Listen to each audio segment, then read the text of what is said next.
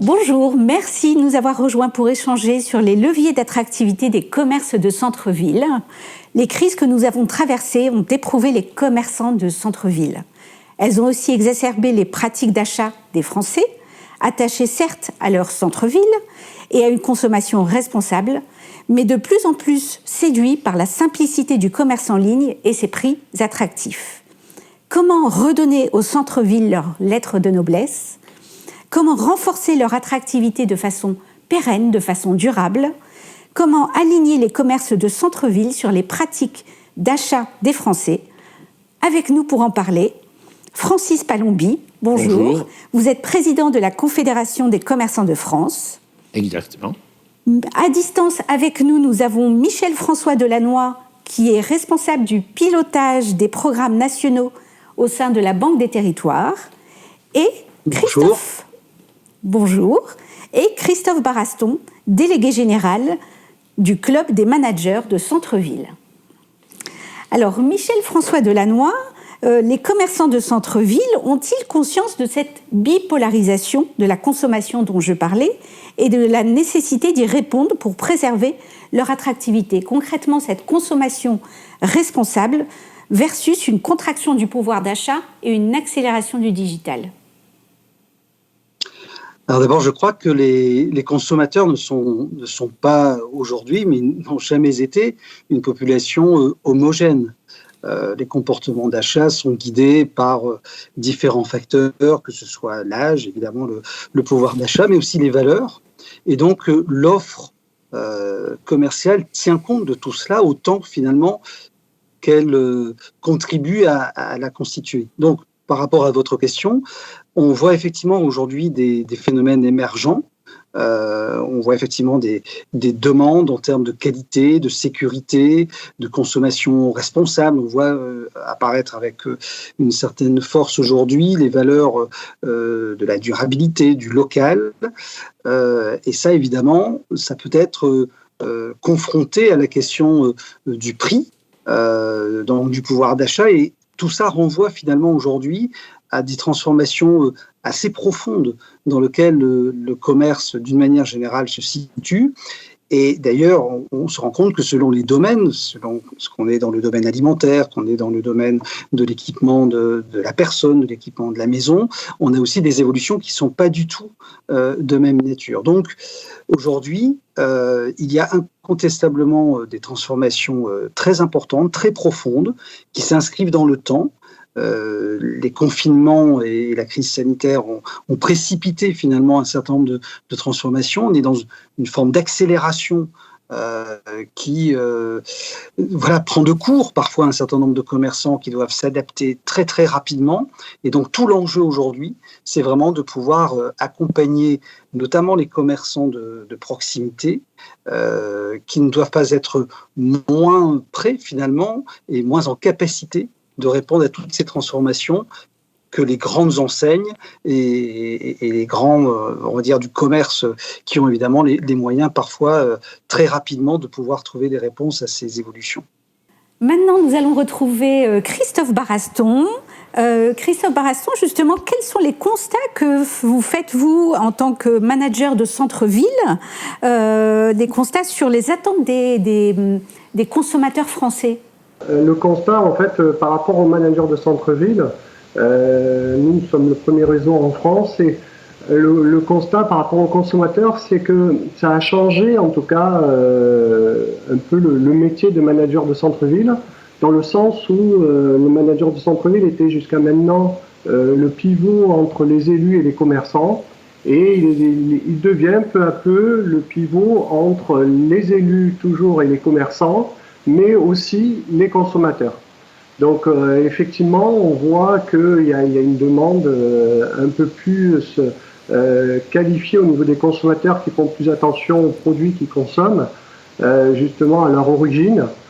Donc c'est pour ça qu'on voit aussi des nouveaux commerçants apparaître qui sont sur ce créneau-là.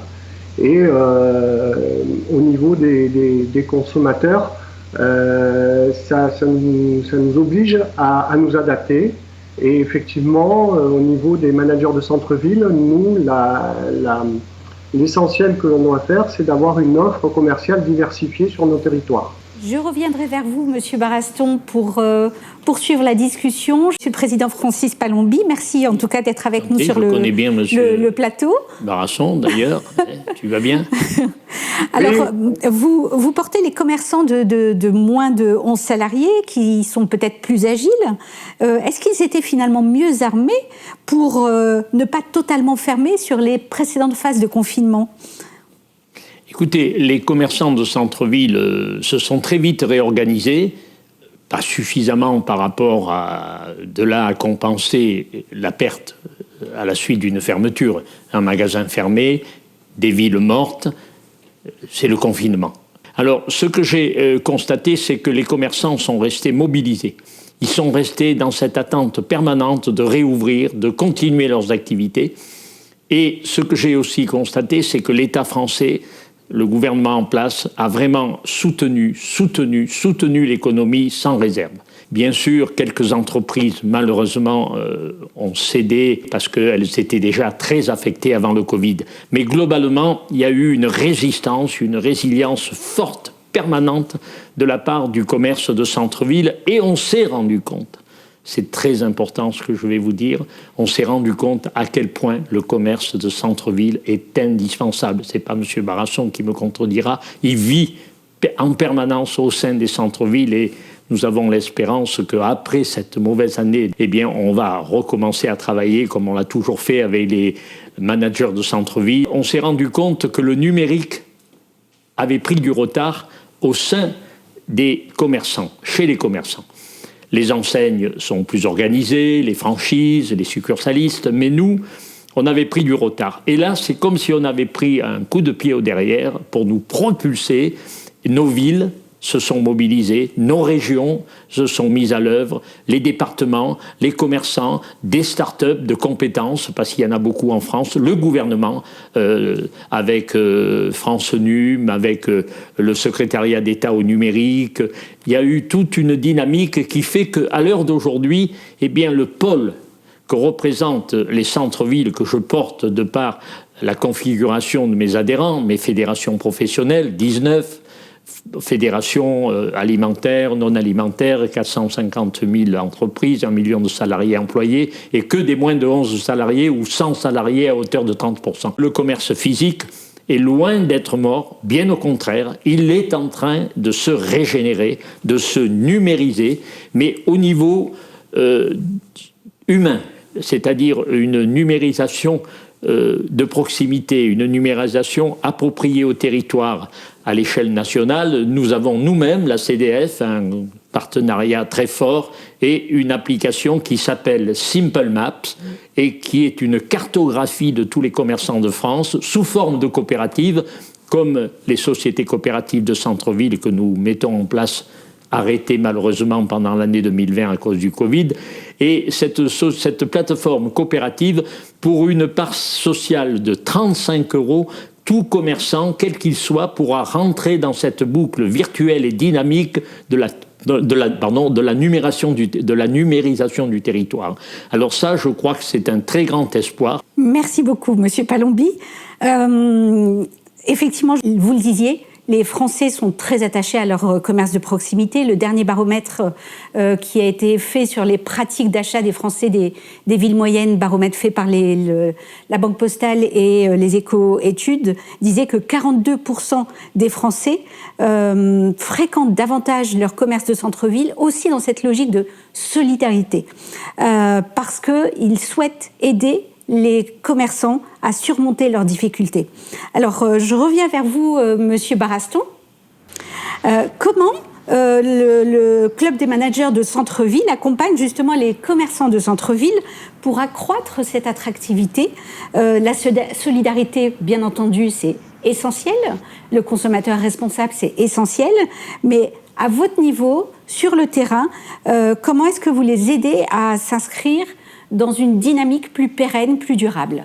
Au niveau des managers de centre-ville, c'est un enjeu économique et vital. Et comme le disait M. Palombi, on s'aperçoit aujourd'hui, en tout cas le discours est celui-ci au niveau de nos élus, c'est qu'on se dit que le commerce de proximité est essentiel. Et j'espère qu'on ne va pas l'oublier et qu'on va accentuer cette notion-là. Nous, au niveau du quotidien, nos managers sont sur le terrain, accompagnent et soutiennent très fortement au quotidien ces commerçants, notamment, justement, on en a parlé avec l'accélération sur le numérique. Et nous, notre condition, c'est qu'on ait un commerce très diversifié et qui est essentiel dans nos vies, puisqu'effectivement, le commerce, on a beaucoup parlé qu'il doit être présent sur le numérique, mais effectivement, la solidarité que vous dites par rapport aux consommateurs, par rapport à leur commerce de proximité, c'est parce que le commerce est surtout et avant tout du lien social. Et là, je pense qu'effectivement, les consommateurs s'en sont aperçus et repartent dans leur centre-ville. Nous, au niveau des managers de centre-ville, ben, effectivement, on part à l'urgence, c'est-à-dire qu'effectivement, on accompagne au niveau du digital, on fait des animations commerciales, même si ces derniers temps, ça a été plus difficile, puisque effectivement, l'intérêt d'une animation commerciale, c'est de ramener du flux en centre-ville. Et effectivement, on essaye de les accompagner sur l'optimisation de leur rentabilité au mètre carré. On les accompagne aussi sur leurs moyens d'accueil, sur l'embellissement justement en général des villes et permettre d'identifier un parcours client et justement d'avoir la possibilité et le plaisir de flâner en ville, ce qui rend plus attractif nos centres-villes. Comme je le disais tout à l'heure, nos managers centre-ville sont en lien avec tout le monde et c'est surtout le fédérateur et c'est celui qui connaît le mieux l'offre commerciale de son territoire. Donc c'est lui qui met en relation tout le monde et essaye de parer à l'urgence, mais aussi de parer à ce qui va arriver un peu à moyen et long terme. Et il doit réfléchir, en plus de pallier à toutes les urgences du moment, à mettre en place une stratégie à plus moyen et long terme. Quand je dis ça, c'est qu'effectivement, je pense à tout ce qui est sauvegarde du périmètre commercial et aussi à tous les outils de planification que sont le PLU ou les documents d'aménagement commerciaux. Et aussi le SCOT pour ceux qui travaillent en intercommunalité, puisque rappelons-le, nous avons des managers centre-ville, enfin, les managers de ville et territoire qui travaillent en intercommunalité. Et effectivement, dans ce sens-là, à moyen terme, au niveau du club des managers de centre-ville, nous sommes organisés en région pour répondre le plus simplement au terrain. Nous avons pensé à un projet qu'on a appelé FID, qui est un fonds d'intervention, d'initiative et de développement, qui a une vision plus globale, qui est là pour structurer le tissu commercial et le tissu économique, pour sauvegarder nos appareils commerciaux de centre-ville, mais aussi des quartiers, puisqu'on parle plus de polarité commerciale. Et l'idée, c'est sur un parcours client identifié, on puisse sauvegarder 20%, c'est 15-20% selon les territoires, pour reprendre un peu la maîtrise des cellules commerciales et à faire un vrai accompagnement des commerçants. Alors effectivement, sur les territoires, c'est un outil qui sera en totale complémentarité avec, puisqu'il y a des SEM et des SPN, mais aussi avec les coopératives de la Confédération des commerçants de France, puisque c'est vraiment un appui et aussi une prise de terrain et en lien avec nos managers de centre-ville. Monsieur le Président Francis Palombi, on a parlé effectivement de numérisation, de digital, on a dit que c'était une vraie opportunité pour les commerces de centre-ville. Pour autant, là, cette attractivité ne se résume pas à cette digitalisation. Quel dispositif proposez-vous à moyen terme justement pour accélérer cette reprise en 2021 ? Eh bien, écoutez, en 2021, ça va être pour nous la reprise, certainement en collaboration bien souvent avec le club des managers de centre-ville. Comme je l'ai dit, je connais bien M. Varasson, je connais bien toute l'équipe. Et je souhaite que plus faire appel à eux. Pourquoi ? Parce que d'une part, nous portons cet outil nouveau que nous sommes allés chercher un peu loin au Québec, au Canada, sous forme de société de développement commercial, qui en France, nous avons créé ce qu'on appelle des sociétés coopératives d'intérêt collectif de centre-ville, des SIC. Et ces SIC ont une ambition majeure. Nous travaillons et nous avons un contrat et un partenariat national avec la Confédération Générale des SCOP et leurs 12 unions régionales des SCOP. Et avec eux, eh bien, nous sommes en train de prôner, de promouvoir ces sociétés coopératives de centre-ville. Pourquoi ? Pour rassembler en un seul outil économique, une SA, une SARL, enfin un outil économique classique, et au sein de cet outil mis en place, feront partie de cet outil, de cette société coopérative d'intérêt collectif, tous les acteurs privés, commerçants, artisans, professions libérales, docteurs, architectes, avocats, les collectivités locales en première force, les communautés de communes, à un certain niveau le département, bien évidemment les chambres consulaires, CCI, chambres des métiers, mais pas que. Les associations, mais pas que, les salariés qui sont dans ces centres-villes, mais également les citoyens. Et la première société coopérative d'intérêt collectif a vu le jour en 2018-19. Nous avons mis en place 3 coopératives en France. Langogne est la première de France, Carmaux dans le Tarn, et à Montélimar, il y a une coopérative qui avait vu également le jour, société coopérative d'intérêt collectif, à laquelle nous associons obligatoirement une plateforme numérique sous forme coopérative, Simple Maps, où, dans certains cas, la ville aura peut-être déjà son outil numérique, et ce n'est pas défendu, le manager de centre-ville l'aura peut-être mis en place, et on travaillera avec cette société coopérative ou cet outil numérique nécessaire. Donc vous voyez que on nourrit un grand espoir avec les régions Île-de-France, la région PACA en cours, et particulièrement la région Occitanie, qui fait un travail remarquable également, tout comme l'Île-de-France. Eh bien, il y a vraiment cette dynamique de réorganiser la gouvernance des centres-villes en la rendant communautaire, en la rendant rassemblée, c'est-à-dire que au lieu qu'il y ait des silos, la mairie, la région, le département, les commerçants, les acteurs économiques, eh bien là, ces acteurs concernés vont travailler ensemble, vont promouvoir des projets avec la Caisse des dépôts et la Banque des territoires. Ces coopératives de centre-ville dont je vous parle, sociétés coopératives d'intérêt collectif, le consommateur a sa place. Et après, avec des collèges, le collège consommateur, le collège public, le collège entreprise privée. Et je sais que les managers prêtent une très grande attention à cette société coopérative de centre-ville, et nous avons besoin d'eux pour parfaire sa mise en place avec les collectivités locales, les régions. Donc vous voyez, beaucoup d'optimisme dans mes propos après cette crise qui nous a fait apparaître des lacunes, qui nous a fait apparaître des manques. On l'a vu pour le sanitaire, les hôpitaux doivent se réorganiser et le commerce également doit se réorganiser. Merci beaucoup, Monsieur Palombi. Je reviens vers Michel François Delannoy. L'attractivité des centres-villes repose sur la capacité à se différencier aussi par rapport à la périphérie.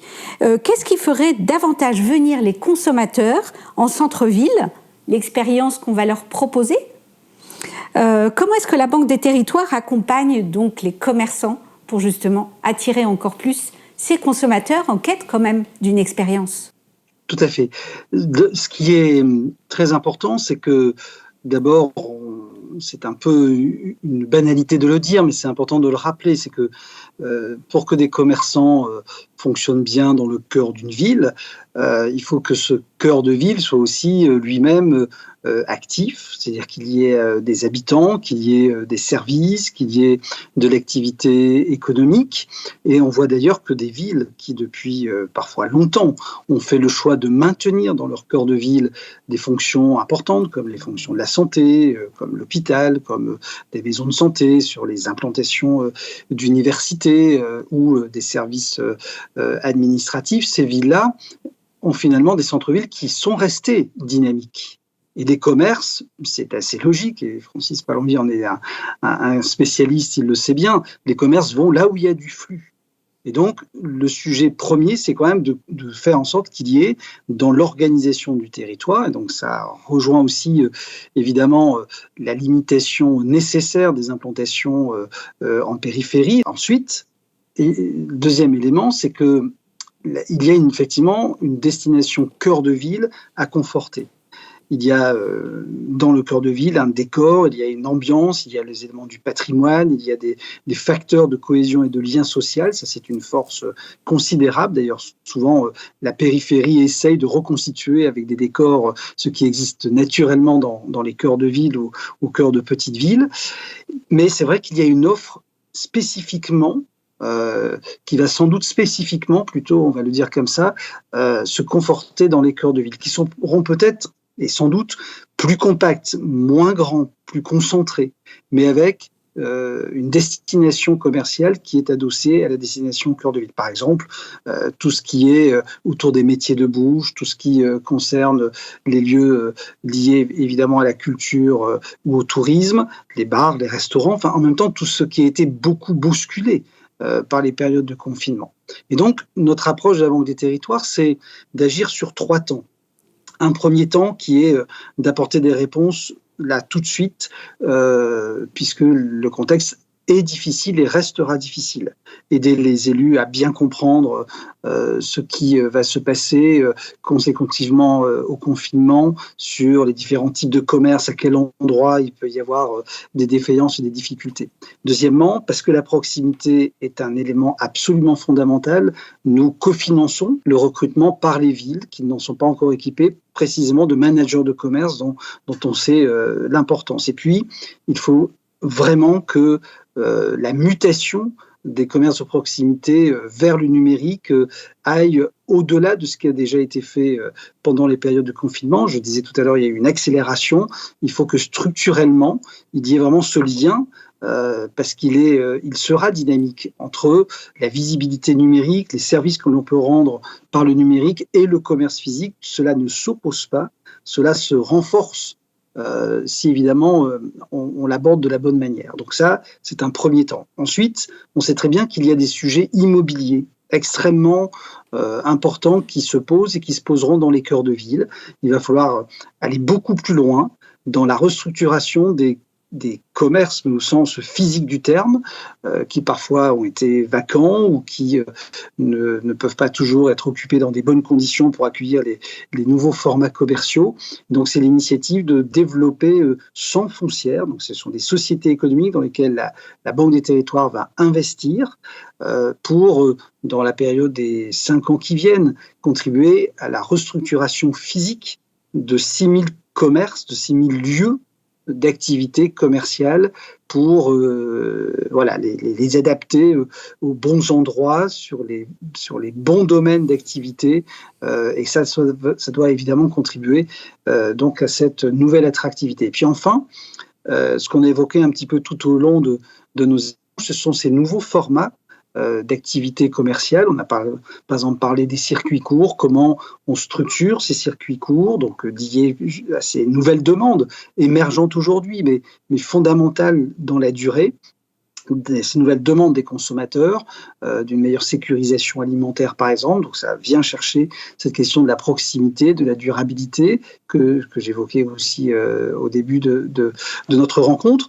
Donc, aider à structurer ces nouveaux formats, mais aussi, par exemple, accompagner à la fois les collectivités dans la conception des livraisons de marchandises, alors à la fois pour qu'on achemine facilement ou plus facilement les biens vers les magasins, mais qu'on puisse aussi, dans l'autre sens, amener aussi plus facilement depuis les magasins de la proximité vers les clients. Donc toutes ces modalités d'organisation de ce qu'on appelle la logistique du dernier kilomètre est aussi un élément qui doit accompagner ces nouveaux formats commerciaux. Et donc là, nous allons aussi accompagner et investir pour aider à la structuration de toutes ces solutions. Il va y avoir des soubresauts sans doute douloureux dans les temps qui viennent qui toucheront le commerce de proximité, mais en même temps, on voit poindre finalement ces nouveaux visages, ces nouveaux contours et on sent qu'il y a aussi un retournement. Enfin, tout le débat qui s'est installé autour de la présence des commerces, de l'ouverture des commerces non essentiels, le débat qu'il y a eu sur les librairies, par exemple, pendant le deuxième confinement, révèle, je pense que c'est plus qu'un attachement, ça correspond aussi à des valeurs, finalement, que les consommateurs veulent aussi installer dans ce moment qui arrive.